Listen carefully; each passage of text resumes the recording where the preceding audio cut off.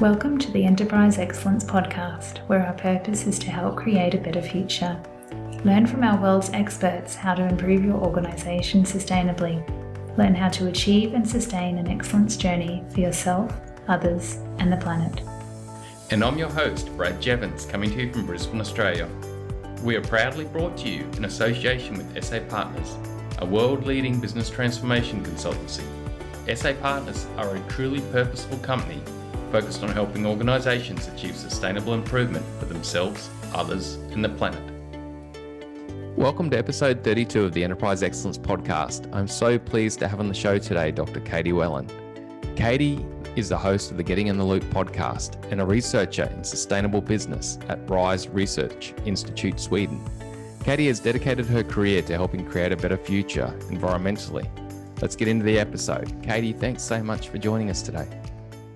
Well, thank you so much, Brad. It's such a pleasure to be here. I'm looking forward to the conversation. I've been listening to your podcast for so long, Katie, so this is great. Katie, what's your backstory? What got you involved in environmental early on in your life? Yeah, well, that's a great question. Maybe before I say anything, I should just point out that today I come from my Getting in the Loop hat. And so it's not my day job, and all of the views that I'm expressing on this podcast are of my own and don't reflect RISE, which is the organization that I work with during the day. So my backstory to getting to know more about the environment is kind of funny, actually, because I started out as a naval architect and marine engineer. So basically a boat designer. I went through 4 years of specialized college to do that. And there was little discussion about environmental issues. Maybe your listeners know that the marine transport accounts for like 2.5% of global greenhouse gas emissions. So that's kind of a significant percentage, but it's not so much talked about in the maritime industry. And kind of when you're training to be a ship designer, it's sort of always on the side. So I largely ignored environmental issues for the first part of my professional career. But then I decided that I didn't want to just limit myself to boats for the rest of my life. I wanted to do more types of products, if you can call a boat a product. And so I went to the Netherlands to study at TU Delft, which is the Delft Technical University. And it was there that I was first introduced to design thinking and sustainability, and then in my final year, circular economy. Wow. And was that, Katie, because it was already very prevalent in that part of the world, or was it just the university that you ended up in? That's a great question. I think it's a combination of both. So Delft is kind of I think it is one of the forefront institutions related to sustainable product design. They've been doing eco design for many, many years there. So I kind of got dropped into a scenario where this was just part of our normal curriculum, learning about life cycle assessment and thinking about incremental improvements for designing products and things like that. But you're probably also correct that I came from the United States. That's my home country. And we have a little bit of a touch and go approach to environmental issues, and then going to the Netherlands where it's quite prevalent. So yeah, I think that definitely it was a mixture of both. Yeah, we got to put our hand up in Australia too, and we are a bit of a mixed bag traditionally on environmental, but I got to admit both sides of politics now seem to be moving really well in that direction, which is great to see. Okay, this is a bit of out of left field question, but do you have any view on why is Scandinavia ahead on circular economy? Why was it leading? Why is it so advanced in this regard? Do you have any view on that? That is a great question as well. A bit of left field. I think my gut reaction is that and this is not based on just my own view, but also what I'm from talking to people on the Getting in the Loop podcast. So I just interviewed Ellen Bergman, who she has been kind of deemed like the circular economy queen of Sweden, and she's working for this organization called CradleNet, which is one of the oldest platforms accelerating the transition towards a circular economy. And there's kind of this misconception that we're really far ahead in regards to circular economy. And this is not just my own kind of view, but this is also what Ellen was saying on her podcast interview, for example. So there's a lot of different things that we do in Sweden to, for example, like close resource loops. So like recycling and things like that. But there's also a lot of incineration. So you might have heard that like Sweden takes trash from other countries and then they burn that, and that's used as heat in cities in Sweden. But that's kind of, from a circular economy perspective, it's kind of, you're missing out on a lot of other possibilities to reuse that waste. And so I would say that's kind of like a end of pipe solution, and maybe actually not ideal.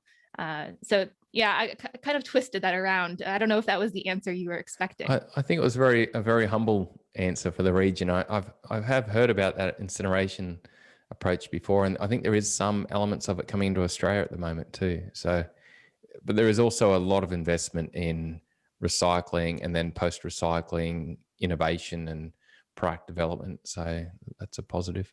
Katie, a number of our listeners may not understand yet what the circular economy is. Do you mind explaining briefly what the circular economy is and where it's come from in your view?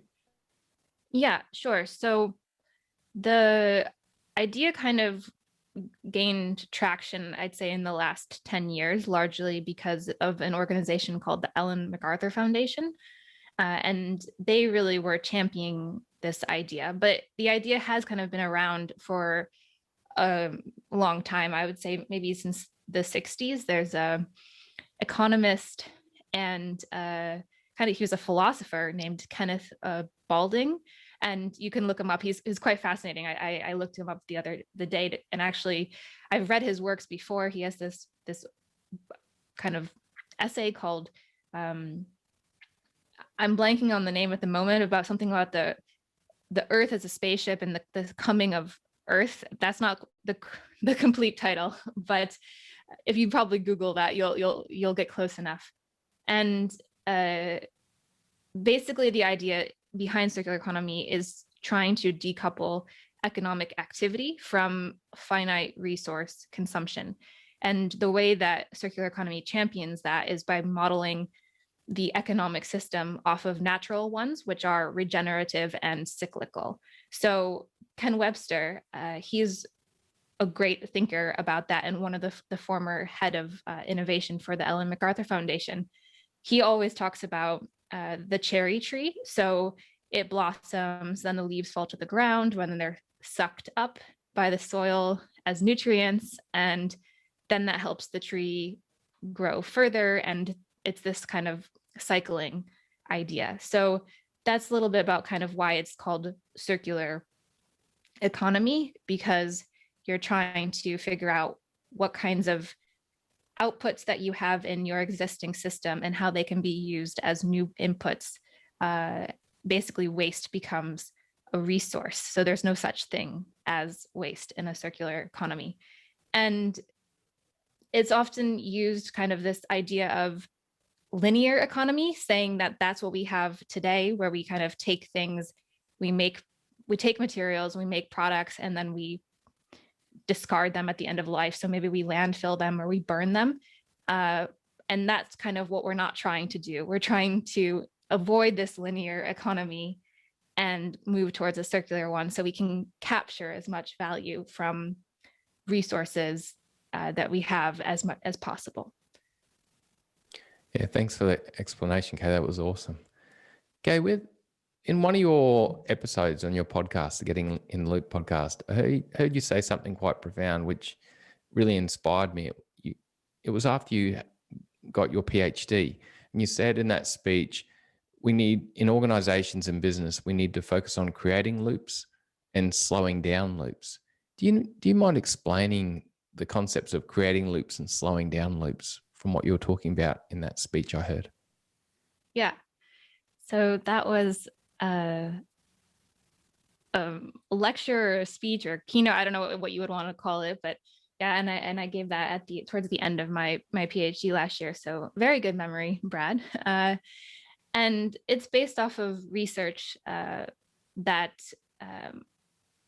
one of my advisors, Dr. Nancy Bakken, and some colleagues of hers at TU Delft, I believe they wrote this paper back in 2016, but it was based on, and it's jam-packed with different examples of companies that have done this, so that they have been trying to slow loops and close loops. And essentially, slowing can be thought of as extending the useful life of products, and closing is kind of like extending the useful life of materials. And in the speech, I gave kind of the example of phones. So if you have slowing for a phone, then that would be, instead of replacing phones with new ones, we would then design them to be repaired. And one of the kind of companies that gets mentioned a lot here is Fairphone.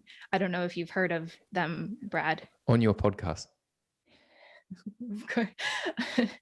Of course, I talk a lot about them. I feel like I'm a one-trick pony sometimes. I just say the same things over and over again. It's a great example. Yeah.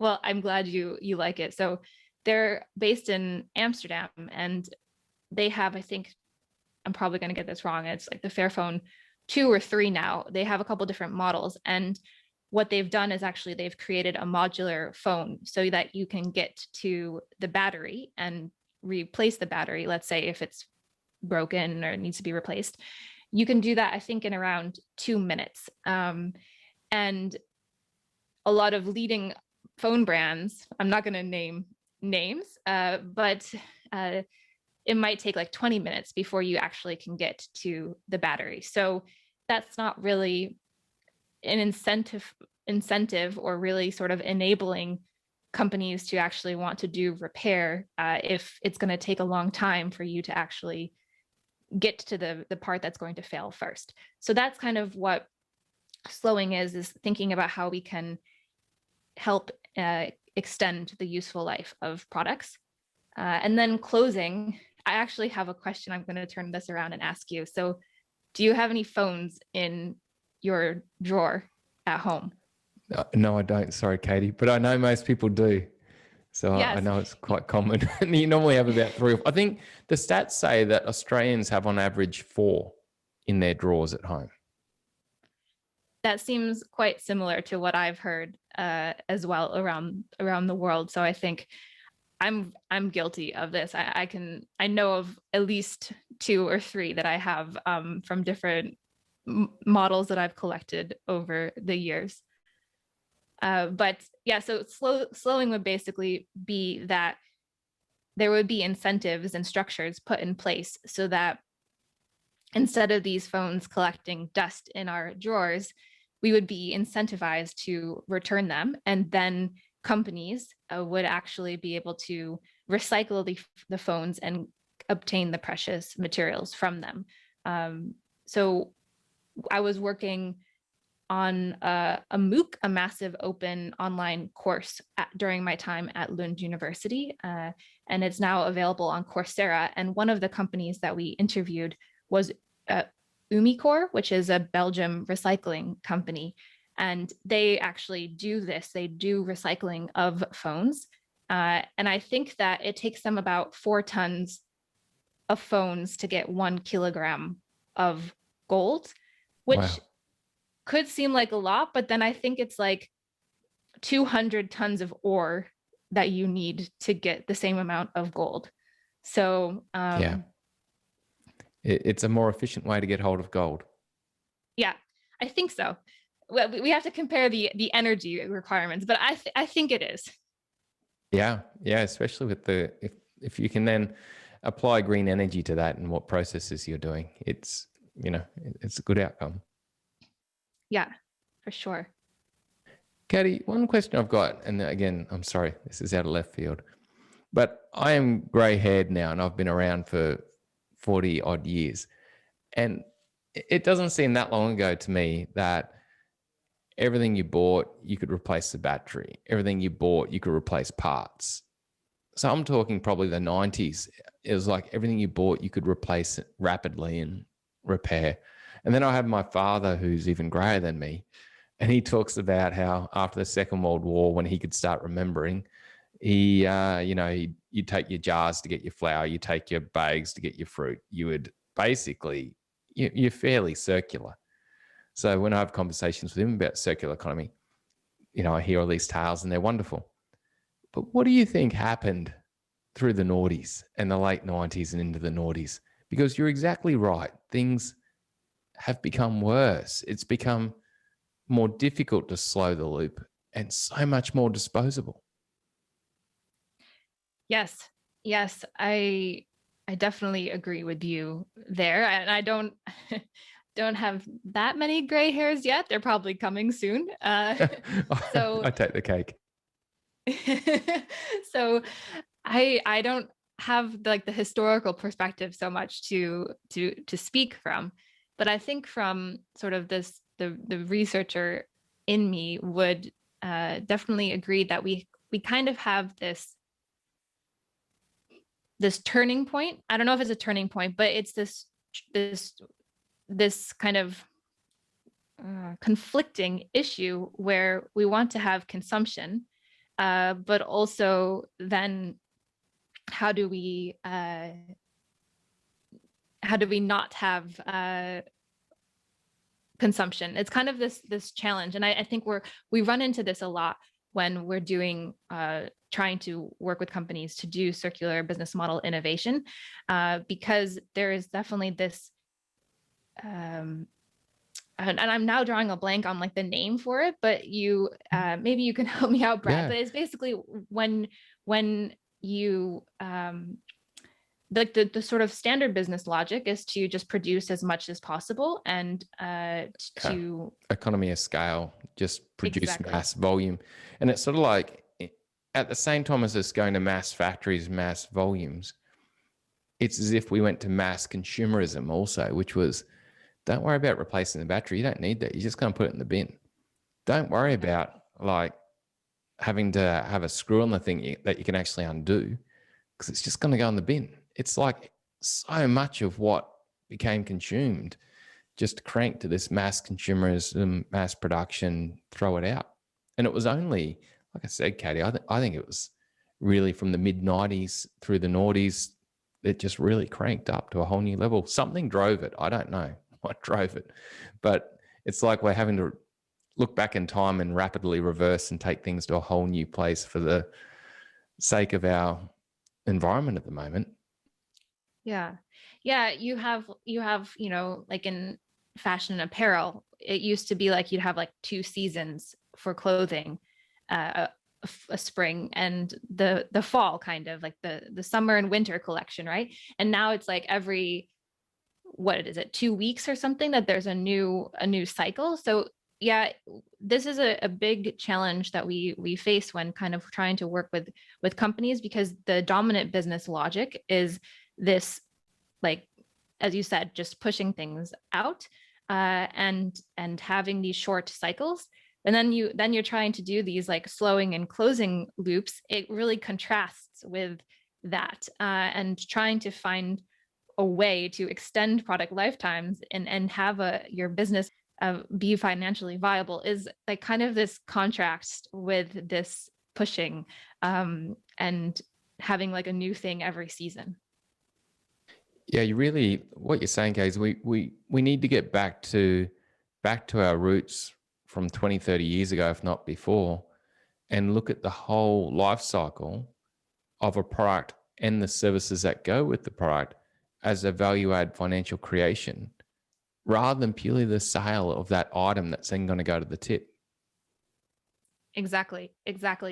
And there are a lot of sort of, I think, drivers coming for this as well. Like in the EU, for example, there's discussions about like minimal product lifetimes and things like that, so that they're kind of pushing in this way that, you know, products must last for this much lifetime and work in this long.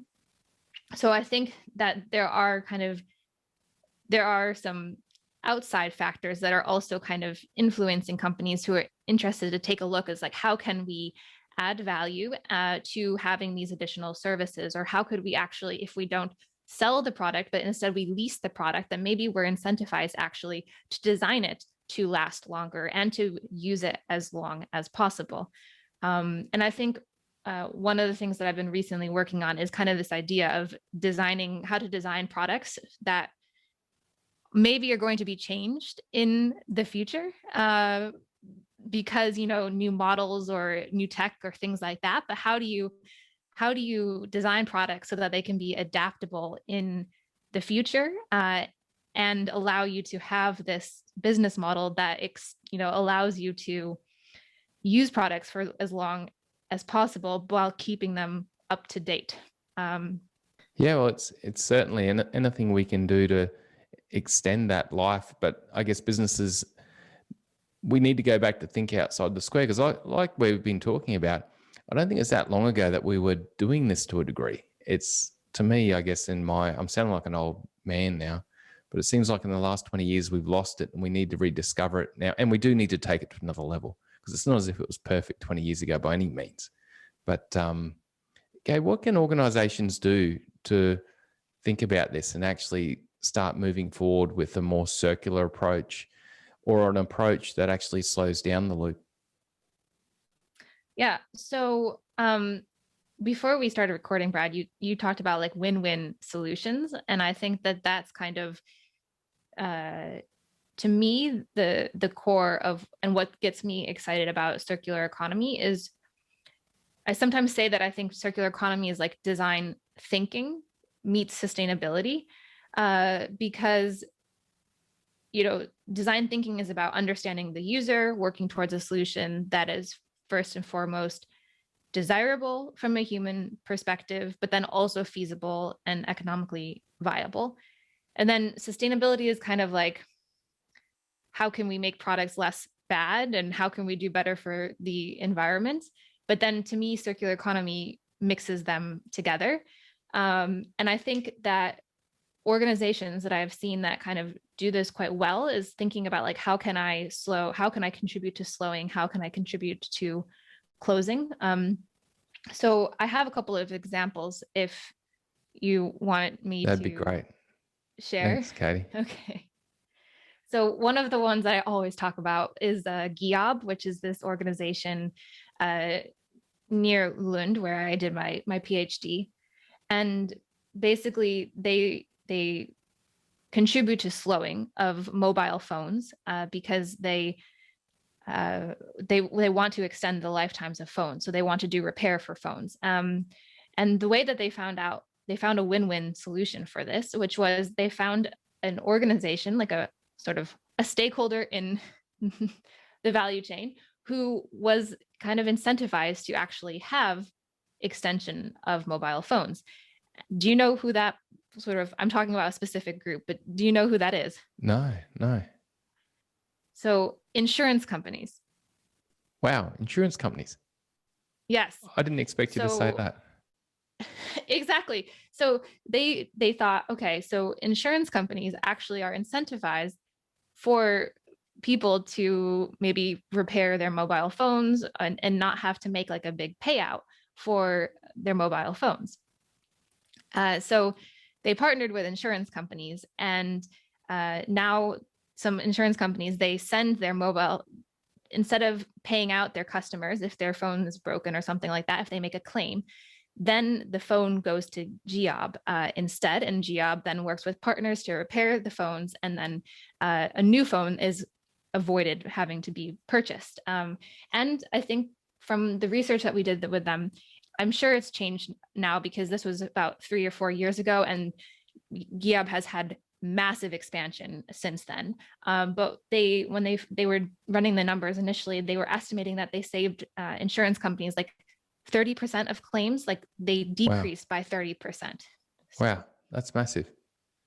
That's a huge win-win economically and then a huge win environmentally. exactly. So that's a key thought process that you see in a lot of examples, Katie, that companies are able to find that win-win between economic and environmental. Yeah. Yeah, exactly. And I think a lot of the examples that I usually focus on, or I have talked about in the past, either on the podcast, my own podcast, or in the work that I've been doing, they focus kind of on like these more startups. So like, or what I might refer to them as like gap exploiters. So they're exploiting sort of a gap in the market. But what we also see from like the larger companies, like manufacturing companies, they're also trying to identify these win-win solutions. So maybe running pilots, just like trying to do take back of products. And one of the things that they might be able to learn there is like, okay, so why are these products getting older, or maybe having more visible signs of wear? How could we actually design them in a bit different way so that they would actually have their life extended? And is there any sort of additional value that we could capture from that? Maybe if we leased the product instead of selling it outright, then we have the ability to have ownership for a longer time. So we are incentivized to actually reduce repair and maintenance costs over the lifetime of the product. Yeah, it's massive. I had an interesting example the other day. I was listening to a podcast on the Tim Ferriss show with Mark Randolph, the founder of Netflix. Uh-huh. And it was actually like their model started out in a linear model, sell, it was VHS cassettes. This is back in my early era. But no, I remember VHS. Okay, yeah. That's cool. Having to rewind everything before you send it back to Blockbuster, at least in the States, we had Blockbuster. Yeah. Yeah. So they had that linear model, and it was actually really, they didn't see it as succeeding for them. And it's when they started to shift to the more subscription circular approach, where initially they did it with DVDs, that they actually started to create a unique, sustainable business and create a competitive advantage. And of course, they had an extremely agile culture and were able to innovate fast. And now you look at it like and correct me if I'm wrong, Katie, but the circularity of being able to use Netflix and draw in videos and movies and watch them without having physical material, ending up in DVD stores and then damaged and lost and broken and put in the bin. It's quite a environmental success story in some regards. Yeah, it is a really interesting perspective there. And I think in terms of I see these reports come by about like is it much more sustainable? How much more sustainable? Because of course now you have to have all of this data storage and things like that. I think that's kind of that's a whole road that maybe we don't get down. But I think basically how I like to think about it is like the simplest way is like, what is it replacing? Like if it's replacing these DVDs and these things that, aren't going to get reused, then okay, yes, it is a success. Now, LCA experts probably will hate me for saying that, but, I think, yeah, if it's replacing something, then it definitely, and I think that there's a lot of opportunities for that. Again, design thinking kind of with the sustainability perspective. Yeah, it is a big picture. Like you're saying, Katie, there's more to it than just what you see. Like you mentioned, the data storage and the infrastructure and the energy behind running that, and how is that energy coming to run that system? Like you need to look at the complete helicopter view in a way, don't you, to truly understand what the impacts are or what they're not. Exactly. It's the systems perspective, this like macro scale perspective. And I think Ken Webster actually introduced me to this idea of like the macroscope. So, we have like a microscope to see things very small in detail, but actually we need a macroscope to be able to address kind of these challenges that we're facing in the 21st century. Yeah. So. Yeah, we got to look at the system as a whole to truly understand whether there is a positive outcome or a negative outcome. Katie, what advice would you give to a leader looking to do something differently, make a difference, actually create a better future environmentally, while they're still, creating a successful business or organization for the future? Yeah, this is I feel like I've said this now multiple times. It's a great question, but it is a great question. And I ask this quite a lot when I have people come on my podcast as well, because I'm really curious to see how people respond. And so when I was talking to John Lanier, who's the grandson of Ray Anderson, who founded Interface, which is kind of one of the you're familiar with. It was a great episode. It was a very good episode. Thank you. Yeah, he was so great to talk to. We had a lot of different things in common. And Interface is kind of like the textbook example for how to do, sustainability at I don't want to say micro scale, but kind of like in a company perspective. And so John was talking about, having a shift in culture in business is kind of like the core thing that you need. Having each person in the company taking it seriously and making sure that there's champions on every level. And so one of the things that he mentioned that they did in Interface was to have like an incentive structure. So like a bonus check for ideas if they could help increase efficiency or reduce waste. Basically, just trying to get people to think kind of in this design thinking way, having new ideas and new innovations, and having those those blue sky ideas, like what if we partnered with an insurance firm, for example, then how could that benefit us and the insurance company? So trying to have people get a share in sort of the financial rewards for having these new ideas. That was kind of one of the things that really stuck out for me from the interview with John. Yeah. Katie, one thing I'm hearing, and with design thinking, and please correct me if I'm wrong and please add to this. So design thinking is really, in a way, it's like you say, it's getting yourself up in that helicopter above the organization and looking at the whole system from raw materials right the way through, and thinking about the design of your product and your services right from the start, right from the cradle, as Ken would say, that infancy, and design thinking on how can we do this and create value for our planet, but then also value for our organization and value for people. Am I on the right track? And is there any more you'd add to that or correct? I think that's a really great summary, Brad. And again, this is kind of my view on circular economy as well. And I think it was a couple years ago that there was again, I'm coming from the academic perspective, but there was an article published from the Netherlands that there's like 144 definitions of circular economy. So there's by no means a consensus on what circular economy is, but this is kind of how I have viewed it. And I think that's kind of how I had it explained to me as well, and how I actually got really interested in it. So I think that was a good summary. Thanks, Katie. Katie, question I like to ask all my guests. I'm really looking forward to your answer, because I'm sure there's many things here in the field you're in, because it is cutting edge. What have you learnt recently about your area of expertise that you didn't know before? What's been a recent insight that you've had? When you sent me the materials to prep for this, I saw this and I just thought, I really need to steal this question. This is a great question. So well done, Brad.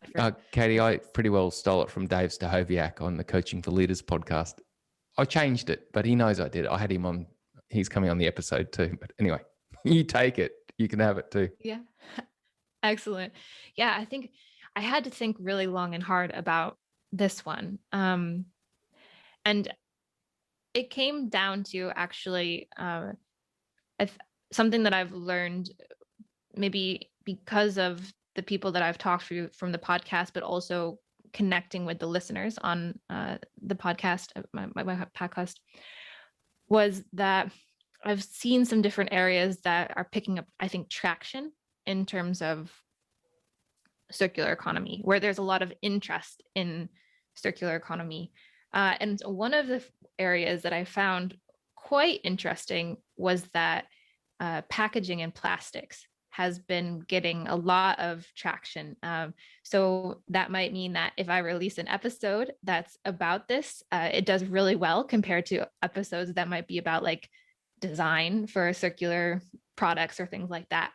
And I thought it was a bit ironic because, well, Ken and I have had discussions about this as well, but maybe plastics aren't the most ideal material from a circular economy perspective, because currently there's like significant limitations in the number of times that they can be recycled, and there's current technology kind of issues with that, and also that they're a sort of a byproduct of the oil, the petroleum industry, which is kind of being phased out, maybe, at least with this whole discussion of sustainable energy technology. So maybe that's a whole discussion for another time, Brad, but I thought that was quite interesting. And I only really noticed this when I put together like an ebook called like the Circular Sectors Navigator. And if it's okay with you, maybe we could link to that in the show notes of your excellent. And so I kind of found these 3 areas that I thought were getting a lot of discussion. So it was textiles and apparel, ICT and electronics, and of course, packaging and plastics. So maybe that's interesting to you or to your listeners, kind of like this high level of these trends. Yeah, I know. And I think too, when the impact of packaging on our planet is just so visible.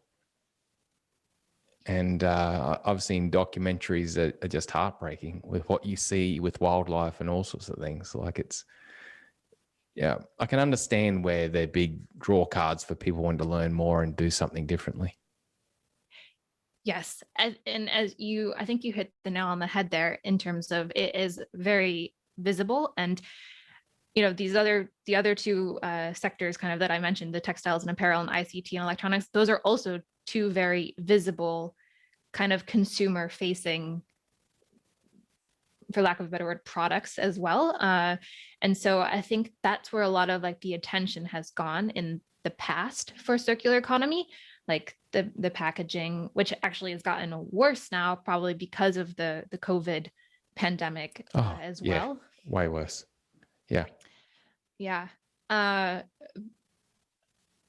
But, and maybe this is actually a bonus second thing that I've recently learned, is that I think the more that I work in this area, I think that the really interesting circular economy opportunities are more on like the B2B side of things rather than the B2C, the B2 consumer side of things, which these kind of sectors like textile and apparel, ICT and electronics, and packaging and plastics, maybe not so much. The last one could also be B2B, but the other ones, a lot of them are B2C. And I think that would be something I would recommend to people is if you're interested in circular economy, don't think automatically just about how can we take consumer products and make them circular. Let's think about other aspects. Could we do more B2B? Because it actually might be easier to do like leasing offers there, or it might be actually more environmentally impactful to do that kind of focus. Yeah, it is. I'm heavily involved in that, Katie. For myself, I'm B2B with circular economy. And so you're exactly right. And it's also, in a way, the design thinking is a lot simpler. Well, I find it very simple, and it's easy for companies to shift and get results fast, because most organizations at the moment are thinking about this and wanting to do something. Like I'm finding, Katie, in Australia, it's if not number 1, it's number 2 on their priority. So when you get 2 companies connecting, a selling company and a buying company, and they're going, right, what's most important to you right now, Mr. Company Customer? Invariably, number 1 or 2 is environmental. And so naturally there's traction because it's of high importance and you can easily, rapidly get results. Exactly. And that, as you said, you take what's high on the minds of these 2 organizations, and there you go. Okay, let's think of win-win solutions that we can make that check off these boxes of these concerns. Yeah, it just works, which is a pleasure. It's enjoyable being involved in that type of element. One thing I picked up on too, Katie, you and I are both talking about visibility, that these things that are high on people's priority, there's probably a big part to play because they can see it and it's so visible. And I'm involved in enterprise excellence a lot with, lean, agile.